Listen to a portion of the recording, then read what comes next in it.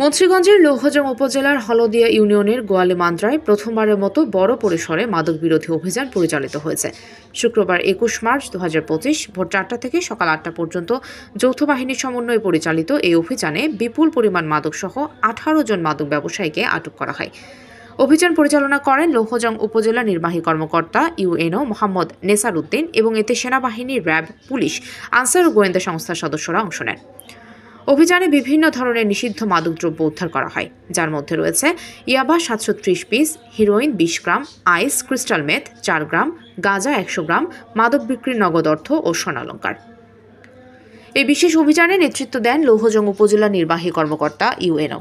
এছাড়া অভিযানে অংশ নেন লৌহজং সহকারী কমিশনার ভূমি, বাংলাদেশ সেনাবাহিনী, rapid action battalion, RAB, Louhajang থানা ও পদ্মা উত্তর থানার পুলিশ সদস্যরা, জেলা গোয়েন্দা শাখা ডিবি পুলিশ, ব্যাটালিয়ন, আনসার সদস্যরা। এদিকে দীর্ঘদিন ধরে গোয়ালিমান্দ্রা মাদক ব্যবসায়ের জন্য কুখ্যাত ছিল। প্রশাসনের তথ্য অনুযায়ী এ এলাকায় মাদক কারবারিদের একটি গুরুত্বপূর্ণ ঘাঁটি হিসেবে পরিচিত ছিল, যেখানে ইয়াবা, হিরোইন, আইস ও গাঁজায় অবৈধ বেচাকেনা চলত এবং বিভিন্ন স্থানে চুরি ও ডাকাতি হওয়া মালামাল ক্রয় বিক্রয় করা হতো। স্থানীয়দের অভিযোগের ভিত্তিতে প্রশাসন দীর্ঘদিন ধরে গোয়েন্দা নজরদারি চালিয়ে অবশেষে বড় ধরনের অভিযান পরিচালনা করে।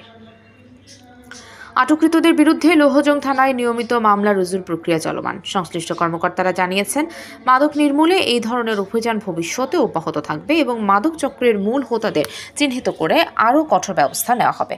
লৌহজং উপজেলা প্রশাসন জানিয়েছে, মাদকের বিরুদ্ধে এই কঠোর অবস্থানের ফলে এলাকাবাসী স্বস্তি প্রকাশ করছে। স্থানীয়দের প্রত্যাশা, নিয়মিত অভিযান চালিয়ে গোয়ালিমান্দ্রাকে মাদক মুক্ত করা হবে।